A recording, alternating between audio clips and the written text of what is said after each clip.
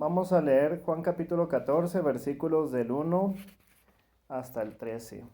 De manera alternada dice la palabra de Dios. No se turbe vuestro corazón, creed en Dios, creed también en mí. En la casa de mi padre muchas moradas hay. Si así no fuera, yo os lo hubiera dicho. Voy pues a preparar lugar para vosotros. Y si me voy y preparo un lugar para vosotros, vendré otra vez y os tomaré conmigo, para que donde yo estoy, allí estéis también vosotros. Y sabéis a dónde voy y sabéis el camino. Tomás le dijo, Señor, si no sabemos a dónde vas, ¿cómo vamos a conocer el camino? Jesús le dijo, yo soy el camino y la verdad y la vida. Nadie viene al Padre sino por mí. Si me hubierais conocido, también hubierais conocido a mi Padre. Desde ahora le conocéis y le habéis visto. Felipe le dijo, Señor, muéstranos al Padre y nos basta. Jesús le dijo, ¿tanto tiempo he estado con vosotros y todavía no me conoces, Felipe? El que me ha visto a mí, ha visto al Padre. ¿Cómo dices tú, muéstranos al Padre? ¿No crees que yo soy en el Padre y el Padre en mí? Las palabras que yo os hablo no las hablo por mi propia cuenta, sino que el Padre que mora en mí, Él hace las obras. Creedme que yo estoy en el Padre y el Padre en mí, y si no, creed por las obras mismas. De cierto os digo, el que cree en mí, las obras que yo hago, Él las hará también, y aún mayores hará, porque yo voy al Padre. Y todo lo que pidáis en Padre en mi nombre, lo haré para que el Padre sea glorificado en el Hijo. Amén. Bueno, entonces estas palabras las dijo Jesús la noche que fue entregado. Él ya sabía, más al ratito vamos a ir al huerto, me van a arrestar y el día de mañana me crucifican. Jesús ya lo sabía, Jesús lo sabe todo. ¿Sí? Y entonces está hablando con sus discípulos y aquí en el Evangelio de Juan pues viene una serie de discursos que les dio en esa última cena, comenzando desde que les lavó los pies primeramente, les habló de que uno de ellos lo había de traicionar, les habló del nuevo mandamiento que es el amor y luego les habla aquí pues un poco de la vida eterna, pero también habla de su unión con el Padre. Y eso es de lo que vamos a estar hablando. Entonces les dice Jesús, después de haber hablado de su crucifixión y después de haber hablado de que Pedro, el favorito o su amigo más íntimo, lo iban a negar. ¿Sí? Ahora dice, les dice, no se turbe vuestro corazón. En otras palabras, no tengan miedo, no se angustien, no se preocupen. ¿Sí? Muchas de las palabras de Jesús causaron una profunda ansiedad en los discípulos, pero Él los llama a tener la paz que se obtiene al tener la fe. Al tener fe, al tener fe en Él. ¿Sí? Entonces les dice, no se turbe vuestro corazón, no se angustie su corazón, no se atemorice su corazón. Y entonces dice, crean en Dios, crean también en mí. Y aquí, implícitamente nos está asegurando que Él es Dios. ¿Sí? Ya como judíos, los discípulos tenían una profunda devoción y una profunda fe en el Dios de sus padres. Jesús les pide que tengan la misma fe en Él. Entonces, ¿quién puede decir, crean en mí así como creen en Dios? No, eso solamente Dios mismo lo puede hacer. Nadie puede tomar para sí mismo, pedir el grado de fe que se le tiene a Dios. Ningún santo, ninguna virgen, ningún ángel, mucho menos un ser humano, simplemente. Entonces, si Jesús no es Dios, solamente hay dos opciones. No, si Jesús no es Dios, no puede ser un gran maestro, no puede ser un profeta, porque Jesús, él afirmó ser Dios. Y si no lo es, entonces estaba loco o era mentiroso.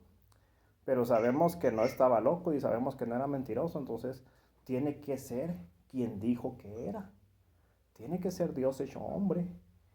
Y más adelante dice, si no me creen, créanlo por las obras que hago, ¿verdad? Entonces, él afirmó ser Dios y él lo demostró con ellos, demostrando poder sobre la vida y la muerte, sobre la naturaleza cuando calmó la tempestad, sobre la enfermedad, sobre los demonios, manifestando su poder sobre todas las cosas, ¿sí? Él demostró que era quien dijo ser. Entonces, por eso les dice a sus discípulos y nos dice a nosotros, porque quedó registrado en la Biblia, crean en mí también. Y lo dice, en la casa de mi padre hay muchas moradas. Si no fuera así, ya se los hubiera dicho. Voy pues a preparar un lugar para ustedes. Entonces dice Jesús, allá en la casa de mi padre, allá con Dios, hay muchas moradas, muchas habitaciones. Voy a irles a preparar un lugar y entonces vendré y los tomaré para que donde yo estoy, ustedes también estén. Entonces Jesús nos dice que tiene mucho lugar en la casa de su Padre y nos dice, yo quiero que ustedes estén conmigo, voy a prepararles un lugar y voy a regresar por ustedes. ¿Sí? Creemos que estas palabras no son solamente para los 12, sino para todos los discípulos en todas las épocas y en todas partes del mundo. ¿Sí? Nosotros y todos los cristianos. Y dice que Él quiere que estemos con Él. Donde Él esté, que estemos también nosotros. Entonces les dice, ustedes saben el camino. Y Tomás, el escéptico del grupo, dice, Señor, pues si no sabemos a dónde vas, ¿cómo vamos a saber el camino? Tomás lo estaba tomando como literalmente, como algo físico, ¿sí? Pensando, oh, pues ¿a dónde irá? ¿Se irá para Roma? ¿Se irá para Galilea? ¿Se irá para Nazaret? Si no nos dices a dónde vas, ¿cómo vamos a saber el camino? ¿Sí? Y Jesús no estaba hablando de eso, Jesús estaba hablando de algo espiritual, entonces le dice, yo soy el camino, Tomás. ¿Sí? Soy la verdad y soy la vida. Nadie viene al Padre sino por mí. Entonces, Él no es como otros maestros en el pasado y en el presente, ¿verdad? Que dicen, bueno, yo te muestro la verdad, o yo conozco la verdad, o yo conozco el camino, yo te puedo mostrar el camino. Jesús dice, yo soy ese camino. ¿Sí? Una gran diferencia con cualquier otro maestro, incluidos los maestros de la Biblia, los apóstoles, los profetas. Ellos hablaban del camino que era Cristo. Cristo dice, yo soy ese camino. Yo soy la verdad y yo soy la vida y nadie viene al Padre sino por mí. ¿Sí? Por ahí un hombre se hizo llamar la esperanza de México. Pues está equivocado. Solamente Dios puede ser la esperanza de México y no solo de México, del mundo entero. Nadie más puede decirse la esperanza de México o sí. Y tal vez podríamos nosotros decir, conocemos la esperanza, presentamos la esperanza, la cual es Jesucristo. Bueno, entonces les sigue diciendo Jesús, si me conocen, también a mi Padre conocerían, y desde ahora le conocen y lo han visto. Y Felipe le dice, Señor, pues solamente permítenos ver al Padre, ¿sí? Muéstranos al Padre y con eso nos basta. Quisiéramos ver a Dios, es lo que está diciendo Felipe. Y contesta Jesús, tanto tiempo que he estado con ustedes y aún no me conoces. Entonces nuevamente Jesús vuelve a afirmar su deidad. ¿Sí? Dice, quien me ha visto a mí ha visto al Padre. ¿Cómo dices tú, muéstranos al Padre? ¿Sí? Dice el 10, ¿no crees que yo estoy en el Padre y el Padre en mí? Las palabras que yo les hablo no las hablo por mi propia cuenta, sino que el Padre que mora en mí, Él es quien hace las obras. Entonces, en al Jesús decir, yo estoy en el Padre y el Padre en mí, habla de su unidad con el Padre, pero al mismo tiempo de su singularidad de cada uno. ¿Sí? Hemos estado estudiando las doctrinas, ¿verdad? Y creemos que Padre, Hijo y Espíritu Santo son un solo Dios, pero al mismo tiempo son tres personas distintas. Y cada uno tiene su trabajo para en la obra de la redención humana. Entonces, Jesús, el mismo Jesús que nos dice, yo y el Padre uno somos, también dice, el Padre mayor es que yo, o mi Padre hasta ahora trabaja y yo también trabajo, el Padre me envió. Entonces nos habla de una distinción, pero al mismo tiempo nos habla de una unidad. ¿Sí? Y así de grande es Dios que para nosotros pues podrá ser difícil de entender, porque nuestro cerebro no puede alcanzar a comprender todo lo que es Dios. Sin embargo, si Él nos lo dice así en su palabra, entonces lo creemos. ¿Sí? Bueno, dice, dice las palabras que digo, ajá, el Padre que mora en mí es el que hace las obras. Creedme que yo estoy en el Padre y el Padre en mí. Y si no, creed por las obras mismas. ¿Sí? Entonces lo que les decía anteriormente, Jesús lo afirmó y lo demostró con sus obras, con sus hechos, con los milagros que hacía. ¿Sí? Y dice, y si no creen en lo que digo, crean por las mismas obras. En otras palabras, en otras ocasiones, perdón, Jesús les dijo, bienaventurados los que no vieron y creyeron, ¿sí? Bienaventurados los que creen sin haber visto. Pero en esta ocasión dice, pues aunque sea que me crean viendo. Si no se puede, si no pueden creer sin ver, pues crean por lo que ya han visto, por las obras que he hecho, por todo lo que les he demostrado. Y el 12 es un versículo que me da una patadita en el hígado, una patadota. Dice Jesús, en verdad os digo, el que cree en mí, las obras que yo hago, él las hará también. Ya sé, nosotros creemos en Jesús y hacemos las mismas obras que Jesús.